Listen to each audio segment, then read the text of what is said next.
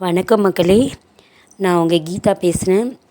இப்போ எதுக்கு இந்த ஓன் வாய்ஸில் பேசுகிறேன்னா, நான் வந்து திண்டிவனத்துலேருந்து பாண்டிச்சேரி போகிற வழியில் மொரட்டாண்டின்ற ஊரில் இருக்க சனீஸ்வர பகவான் கோயிலுக்கு பௌர்ணமி அன்னைக்கு போயிட்டு வந்தேன். ரொம்ப அழகாக இருந்தது. அந்த கோயிலை உங்களுக்கும் வீடியோ எடுத்து போடணும் அப்படின்றதுக்காண்டி தான் நான் இப்போ போட்டிருக்கேன். 27 அடியில் ரொம்ப அழகாக சனீஸ்வர பகவான் இருக்கிறாரு. அவருக்கு நேர் எதிரில் கலசத்தில் பிள்ளையார் வச்சுருக்காங்க. அதுவும் நல்லாயிருக்கு. நான் இது வரைக்கும் அவ்வளோ பிரம்மாண்டமாக சனீஸ்வரன் கோயிலை பார்த்ததில்லை. பட் வேறு எங்கன்னா ஊரில் இருக்கான்னு தெரியல. ஆனால் பாண்டிச்சேரி டோல்கேட் கிட்ட இருக்க முரட்டாண்டின்ற ஊரில் அந்த கோயில் இருக்குது, சனீஸ்வர பகவான் கோயில். நல்லா 27 அடியில் ரொம்ப அழகாக இருக்குது. நீங்கள் போய் பாருங்கள் எல்லோரும். அதுக்கப்புறம் ஒவ்வொரு ராசிக்குள்ள பரிகாரமும் அதுக்குள்ள தெய்வமும் என்ன அந்த ராசிக்குள்ள பரிகாரமும் அந்த போர்டில் எழுதியிருக்காங்க. இப்போ கடகராசினா அந்த கடகராசியோட கடகம்னா நண்டு அந்த மாதிரி அதுக்குள்ளே அந்த பிக்சரை போட்டு நல்லா பிரம்மாண்டமாக வடிவமைச்சு நல்லா அழகாக மென்ஷன் பண்ணி வச்சுருக்காங்க. அதோட தெய்வம், அந்த ராசியோட தெய்வம், அவங்களுக்குள்ள பரிகாரம் என்ன பண்ணணுன்னு எல்லாமே விளக்கமாக போட்டிருக்காங்க. எல்லா ராசிக்காரங்களுதும் போட்டிருக்காங்க. அதுக்கப்புறம்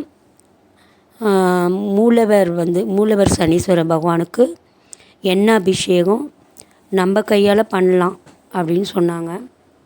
50 ரூபா கொடுத்தா ஒரு கிளாஸில் எண்ணெய் தராங்க. அதை வந்து நம்ம கையாலேயே அந்த மூலவர் சனீஸ்வர பகவானுக்கு நம்ம அபிஷேகம் பண்ணலாம். அந்த வாய்ப்பும் அங்கே கிடச்சிது.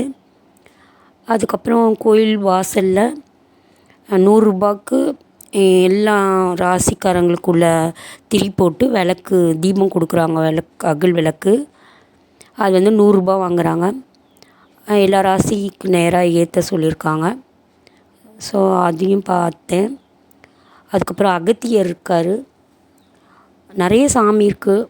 பிள்ளையார், கன்னிமாருங்க இருக்காங்க. ஒவ்வொரு கன்னிக்கும் ஒவ்வொரு விளக்கம் கொடுத்து போர்டில் அழகாக எழுதியிருக்காங்க. ஒவ்வொரு கன்னிமாரும் அழகழகாக சிலை வடித்து அமைச்சு நல்லா அமைச்சிருக்காங்க. பார்க்குறதுக்கு 2 கண்ணு பத்தலை.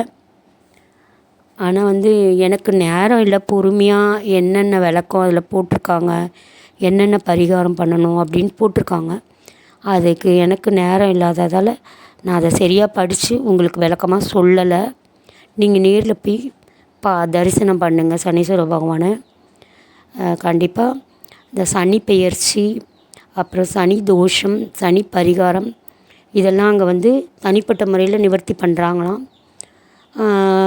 சனி பெயர்ச்சி நாள்லலாம் நல்லா பயங்கரமாக அந்த சனீஸ்வர பகவானுக்கு திருவிழா நடக்கும் போல். கோயில் நல்லாயிருக்கு. கோபுரம் செம்மையாக இருக்குது. கோபுரத்தில் நின்று நான் ஃபோட்டோ எடுத்திருக்கேன். அந்த கோபுரமே பார்க்கறதுக்கு கண்கொள்ளா காட்சியாக இருக்குது. அதுக்கப்புறம் வேறு என்ன இருந்தது அந்த கோயிலில்? பிள்ளையார் நல்லாயிருக்கு. அந்த கலசத்தில் இருக்க அந்த பிள்ளையார் ரொம்ப நல்லா வச்சுருக்காங்க. கரெக்டாக அந்த 27 அடி சனீஸ்வர பகவானோட நேர் எதிரில் அந்த கலசத்துக்கு கீழே பிள்ளையார் வச்சுருவாங்க. நல்ல பெரிய பிள்ளையார். ரொம்ப அழகாக இருந்தது அது. யார் தான் அந்த கோயிலை கட்டினாங்கன்னு தெரியல. அவ்வளோ அழகாக கட்டியிருக்காங்க. அது வந்து நம்ம மக்களுக்கெல்லாம் தெரியுமா அந்த கோயில் அங்கே இருக்கிறது, தெரியாதான்னு தெரியல. அவ்வளோ நான் போகிற அன்றைக்கி அவ்வளோ கூட்டம் அந்த கோயிலில் இல்லை. எல்லோரும் தெரிஞ்சுக்கோங்க, போய் பாருங்கள். சனி பெயர்ச்சி இல்லை சனி தோஷம் அப்படி ஏதாவது இருந்ததுன்னா யாருக்காவது நீங்கள் அந்த கோயிலுக்கு போய் பரிகாரம் பண்ணிவிட்டு வாங்க. கண்டிப்பாக சனி பகவான் நம்மளை நல்லா வச்சுருப்பார். அப்புறம் எந்த கோயிலையும் அந்த மாதிரிலாம் நம்மளாக போய் அபிஷேகம் பண்ணுறதுக்கெலாம் ஒத்துக்க மாட்டாங்கன்னு நினைக்கிறேன். இது வரைக்கும் நான் எந்த கோயிலையும் அந்த மாதிரி பண்ணதில்லை. எண்ணெயில் அபிஷேகம் பண்ணேன். அந்த வாய்ப்பு எனக்கு கிடச்சிது. சந்தோஷமாக இருந்தது. கொஞ்சம் நேரம் தான் என்னால் இருக்க முடிஞ்சுது. ரொம்ப நேரம், ஏன்னா 5:30 மணி ஆகிடுச்சி. திரும்ப நான் வந்து திண்டிவனம் வந்து தாம்பரம் வரணும். அதனால் என்னால் எதையுமே சரியாக வந்து என்னால் முடிஞ்ச அளவுக்கு கேப்சர் பண்ணியிருக்கேன். பட் அந்த விளக்கம் போட்டிருக்காங்க பார்த்தீங்களா, அதில் எழுதியிருக்காங்க. அதெல்லாம் என்னால் படித்து உங்களுக்கு சொல்ல முடியல. மறுபடியும் போனேன்னா கண்டிப்பாக நான் உங்களுக்கு சொல்கிறேன். இப்போது நான் உங்களுக்கு என்னால் முடிஞ்சதை கேப்சர் பண்ணி போட்டிருக்கேன். பாருங்கள், நல்லா இருந்தால் பாருங்கள். பார்த்துட்டு எல்லோரும் அந்த கோயிலுக்கு போய் சனியோட ஆசீர்வாதத்தை வாங்கிக்கோங்கன்ட்டு சொல்கிறேன்.